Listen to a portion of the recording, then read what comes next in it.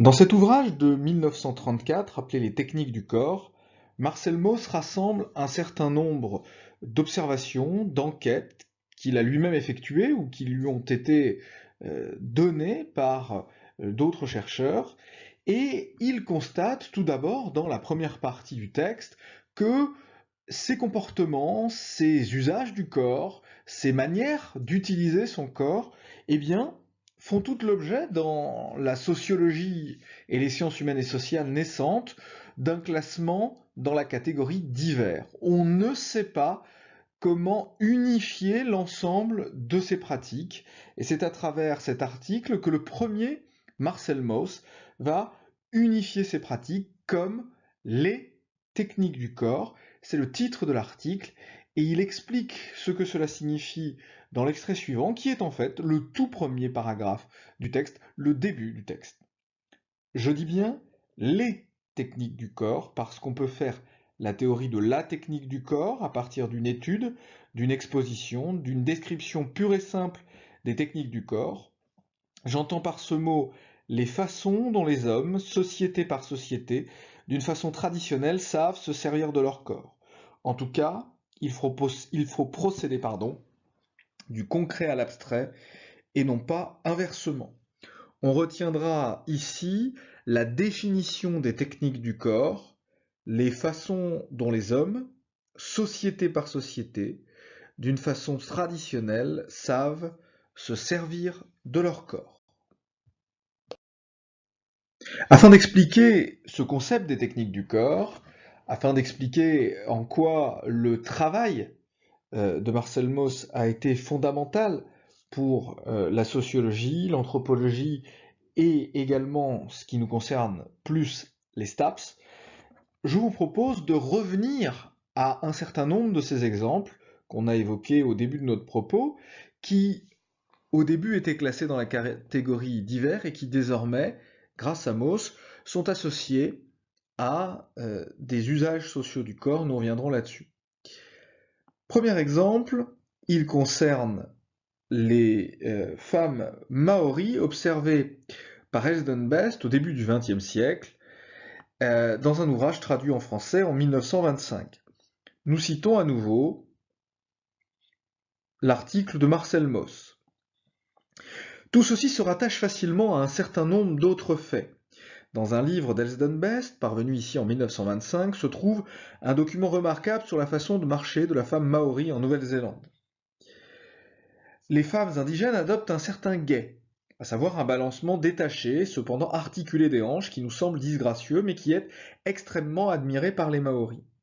Les mères dressaient, l'auteur dit drill, leurs filles dans cette façon de faire qui s'appelle l'ognoy. J'ai entendu des mères dire à leurs filles « Toi, tu ne fais pas l'ognoy » lorsqu'une petite fille négligeait de prendre ce balancement. C'était une façon acquise et non pas une façon naturelle de marcher. En somme, il n'existe peut-être pas de façon naturelle chez l'adulte, à plus forte raison lorsque d'autres faits techniques interviennent. Pour ce qui est de nous, le fait que nous marchons avec des souliers transforme la position de nos pieds. Quand nous marchons sans souliers, nous le sentons bien. Revenons quelques secondes sur cet extrait pour dire et matérialiser déjà deux éléments qui sont extrêmement importants dans la relation décrite par Marcel Mauss. Cette relation, c'est la relation de mère à leur fille.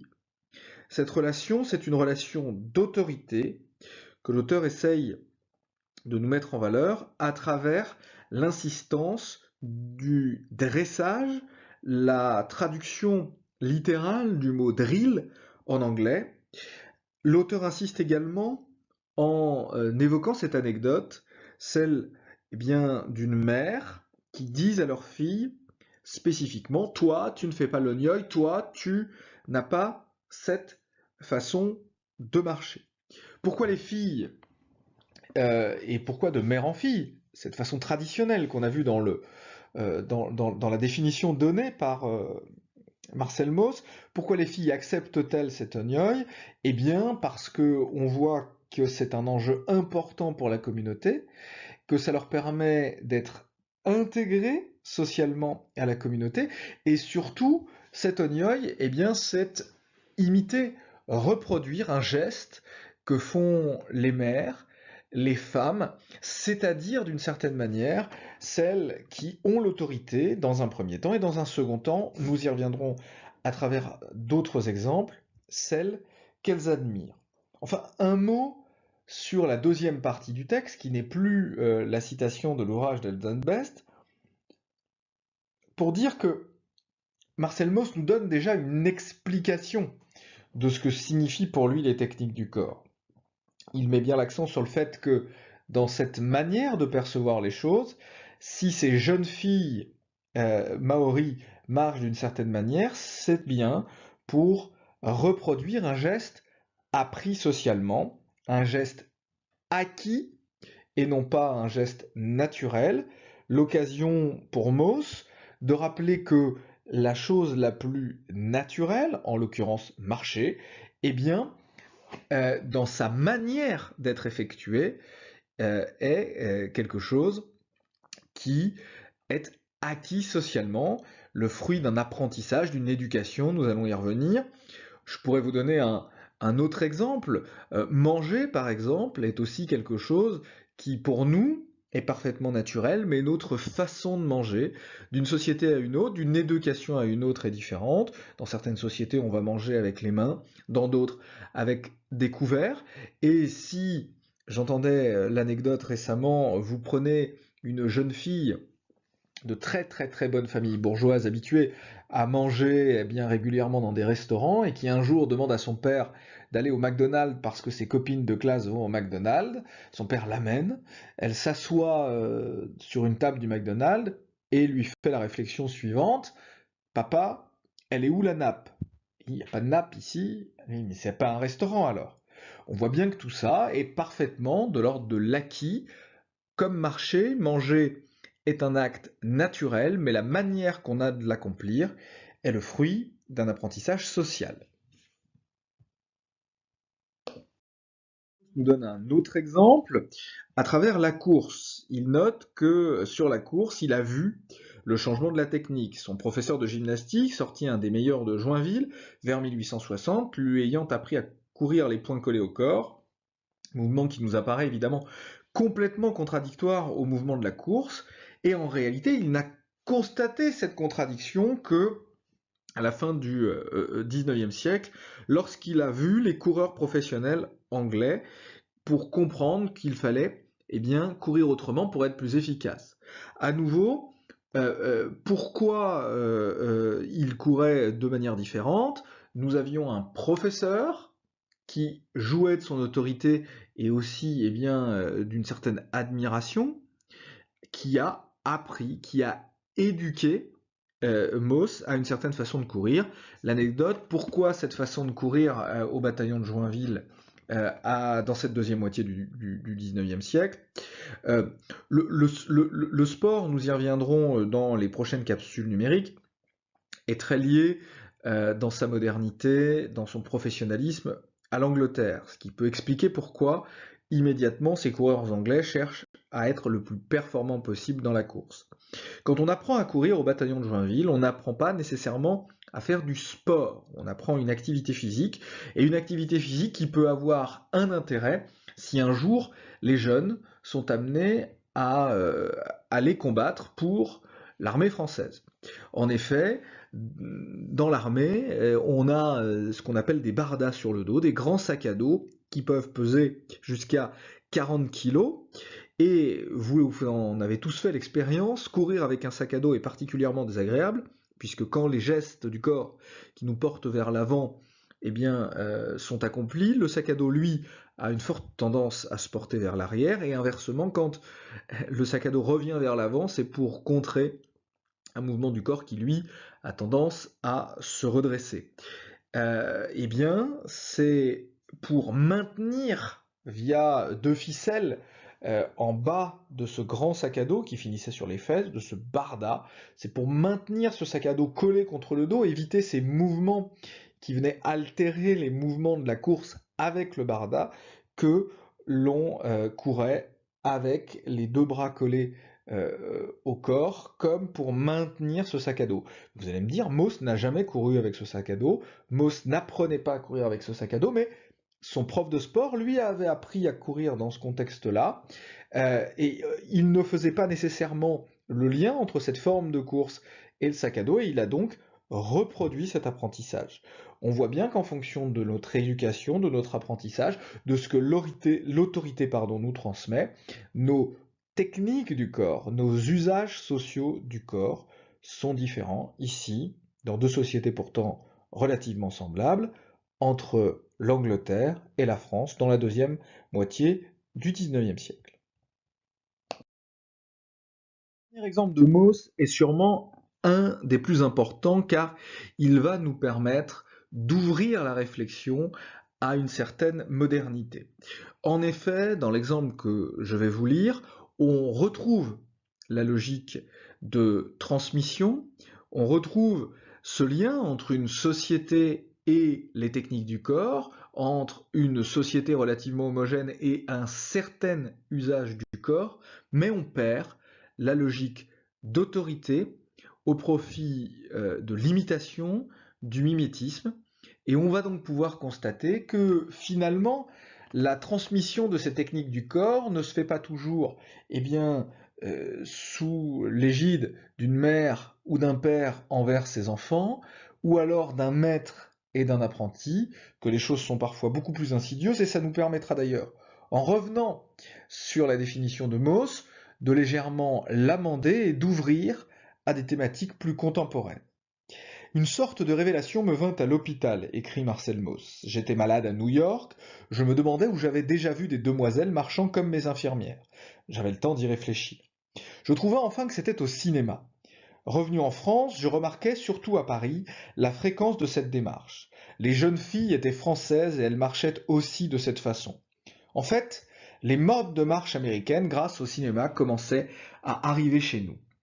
C'était une idée que je pouvais généraliser.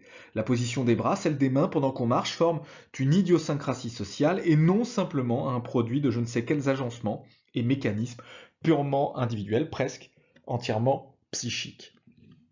À travers cet extrait, nous revenons d'une certaine manière à ce que nous avons préalablement dit sur la marche, mais surtout, nous faisons entrer cet enjeu d'une reproduction mimétique, d'une imitation. Il n'y a plus d'autorité, il n'y a plus d'obligation. Cette fois-ci, il n'y a plus de doute. Si à un moment, les jeunes femmes new-yorkaises, puis ensuite les jeunes femmes parisiennes vont reproduire les gestes de ces stars de cinéma, c'est parce qu'elles les admirent, parce que ces stars de cinéma sont considérées comme étant des stars, comme étant belles, qu'elles sont parfois souvent riches, et qu'il y a, d'une certaine manière, d'une façon inconsciente, une reproduction de leurs gestes comme pour pouvoir leur ressembler, comme pour pouvoir, d'une certaine manière, atteindre leur beauté, leur statut de star ou euh, leur richesse.